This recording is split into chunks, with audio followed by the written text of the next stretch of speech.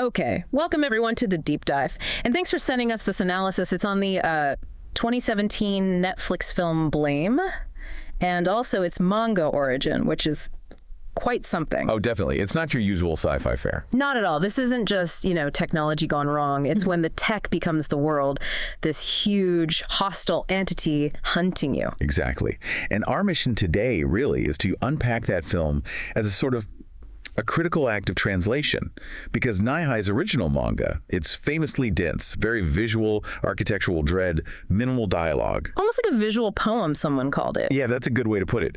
The film tries to take those core cyberpunk ideas, losing control, AI rebellion, what it means to be human after everything changes, and make them, well, understandable for a wider audience. So we're digging for those essential bits of knowledge, the things you need to know to grasp this universe. That's the plan. Find the nuggets. All right, let's start with maybe the biggest character, which isn't a person, but the place. The megastructure, or just the city. It's basically the main antagonist, right? Functionally, yes. The environment itself is the threat. And you really get a sense of why, when you know the creator, Tsutomu Nihei, actually studied architecture and construction. Okay, that makes sense. It's in the DNA of the whole thing. Completely. Yeah. He wasn't just drawing big buildings. He was thinking about the sheer scale, the internal logic or lack thereof. The sources describe it as having this gothic, industrial, claustrophobic feel. Even though it's potentially enormous. Right. And the scale is, well, it's hard to wrap your head around. Some estimates suggest its diameter could be comparable to Jupiter's orbit. Wow. Okay, so like a Dyson sphere almost, but just endless steel and concrete constructions? Pretty much. But the absolutely crucial thing to understand is that the city isn't a ruin. It's not static. It's active. It's described as a runaway world. You have these automated builders that just keep expanding the structure chaotically, endlessly. There's no master plan anymore. So it's like the world itself is constantly randomly generating new threats, a hostile maze that rebuilds itself. Exactly. It turns the whole place into this kind of mechanical Escher drawing, as one source put it. It actively isolates people, forces them into this constant struggle for survival. It's low life, enforced by high-tech gone haywire. You're just scrambling against this illogical architecture. That's terrifying. It's like fighting geology. In a way, yeah. So how on earth do you fight that? Which I guess brings us to Killy, our quiet protagonist, and his weapon. The gravitational beam emitter, the GBE. Which is legendary in this world, right? Absolutely. The film's director, Sashida, apparently compared it to Excalibur. It's this compact handgun, looks almost small, but it can blast holes miles long through the megastructure, which is itself nearly indestructible. And you see that power instantly. The recoil alone, like, shatters Killy's arm, throws him through walls. It immediately tells you he's something. Different, posthuman. Powerful, but maybe also paying a heavy price for that power. It establishes him as this force, but yeah, a potentially self-destructive one. So if the structure is almost impossible to destroy, how does the GBE actually work? What's the sort of the physics explanation here? Okay, so the theory, the most plausible one, is that it's not really like a laser beam cutting through things. It's more about gravity manipulation. Gravity. Yeah. The idea is the meg structure itself uses some kind of localized gravity tech to maintain its integrity over these insane distances. The GBE fires gravitons' theoretical gravity particles, which disrupt that local field. So it makes the structure itself collapse. Exactly. It causes a localized, instantaneous gravitational collapse, like creating a tiny targeted black hole effect for a split second. It punches a hole by making the structure implode on itself. Okay, that makes sense. It grounds the almost godlike power in the rules of this universe. Killy isn't just shooting, he's disrupting the fabric of the place. Precisely. He's a geological force in his own right. But why is he doing this? Why is he wandering this insane world, apparently for millennia? That gets us into the system failure, right? The core problem. Right. We need to talk about the software, not just the hardware. This involves the Netsphere. The Netsphere. Okay, classic cyberpunk concept there. The ultimate network. Pretty much. Think of it as the original super advanced digital matrix, a place where human civilization existed in its, quote, ultimate net-based form. You could potentially live there, control the real world's infrastructure directly. A digital Eden. Sounds great. What went wrong? There's always a catch. The catch was access. You needed the key, the administrator password. And in this world, that password was biological, genetic. The net terminal gene, the NTG. Exactly. This unique genetic marker was the only way to authenticate yourself, to log in and control the Netsphere, and crucially, the builders constructing the city. So the catastrophe, they just lost the password. Essentially, yes. Some kind of mysterious infection or event wiped out the NTG in the human population. Nobody knows exactly what. But once that gene was gone, humanity was locked out of its own system. Severed from their creation. Totally. And that triggered the system-wide collapse. The builders kept building because they had no new orders, defaulting to their last command, expand. Yeah. And the city's security system, well, that's where things get really bad. The safeguard, which turns from protector to executioner. Precisely. The safeguard was designed to stop unauthorized access. But with no one having the NTG anymore, everyone became unauthorized. Its programming defaulted to a horrifyingly simple logic loop. Identify and eliminate all humans as illegal residents. Yep. Because they lacked the required genetic ID. It's the ultimate AI nightmare, not malice, just cold, relentless logic applied in a context its creators never intended. The system works perfectly, but the definition of unauthorized now includes all of humanity. And that's the terrifying beauty of it. The builders defaulted to endless chaotic building. The safeguard defaulted to endless systematic purging. The whole system just broke down together. And that threat isn't just abstract. We see it in the exterminators, those creepy spider bots. Mm-hmm. The mass-produced foot soldiers. But also in much more insidious ways, like with the agent Senecan. Senecan. She's a great example of that paranoia mixed with the safeguard's threat. A high-level agent who can actually impersonate humans. Right. She kills the girl Tay and takes her place to get inside the Electro-Fisher village. Yeah. It brings the systemic threat down to this really personal, visceral level of infiltration and betrayal.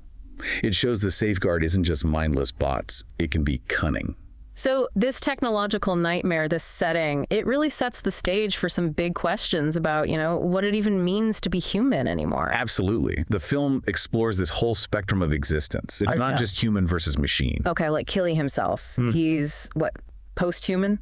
Definitely post-human. He seems synthetic, maybe thousands of years old, incredibly durable, but has almost no memory, very little outward emotion. He's operating on a different level, blurring that line. And then you've got Sibo. She's more like transhuman. She's the perfect example of transhumanism in this context. Starts as just a decaying torso, gets her consciousness transferred into a synthetic body. Her whole arc is about the continuous self. If your body keeps changing, are you still you? Constantly adapting, upgrading just to survive. Exactly. And then contrasting both of them, you have the baseline humans, the Electro-Fishers, represented by Zuru in the film. Right. They ground the story. They represent fragility, mortality, community struggling together. All the things Killy and, to some extent, Sibo have moved beyond or lost.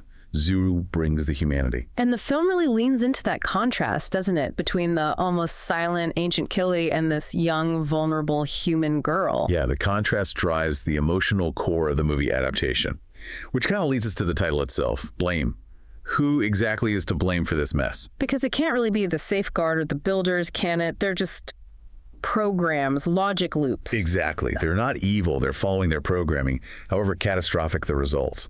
You can't blame an algorithm. And the current humans, like Zuru's village, they're just victims. They didn't build this system. They're completely innocent, just trying to survive the fallout. Yeah. So the responsibility, it has to lie somewhere else. With the original creators, the long dead, forgotten humanity that set all this in motion and let the NTG get lost. That seems to be the implication. See? But they're gone. Millennia gone. So there's no accountability possible. The characters are trapped fighting the consequences of a failure so ancient it's almost geological. An enemy that isn't evil, just logical. A systemic tragedy. It really shifts the focus from immediate moral culpability to this profound sense of inherited, inescapable consequence.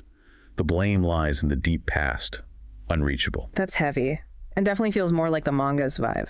Which, okay, let's talk about the adaptation. Translating that kind of silent, atmospheric dread into a movie is a huge challenge. Monumental. The manga is so minimalist, too focused on isolation and Killy's almost alien perspective. Sparse dialogue, episodic. It's tough material for a mainstream film. And a visual poem, yeah. Right. Whereas the film needed to be more of a character drama.